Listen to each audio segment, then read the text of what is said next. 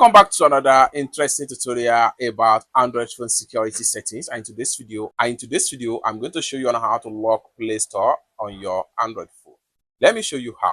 The very first thing you want to do here is to make sure you look for Phone Master. Go ahead and come to search right here and type in Phone Master right here. So what you need to do is to go ahead and click on Phone Master. So after you open up your Phone Master, go ahead and come down below right here. Proceed to privacy and security right here. So click on that. Then it's going to take you right here. Next thing you want to do is to go ahead and click on App Lock. So click on that. Then enter your security lock pattern. Then here we go.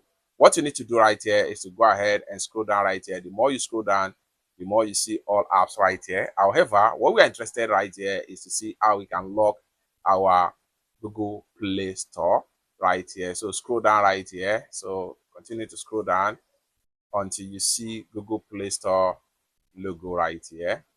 Continue to scroll down. Continue to scroll down.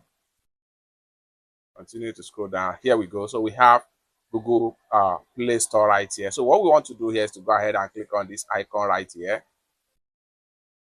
And it's that simple. So we have been locked this particular Play Store here successfully.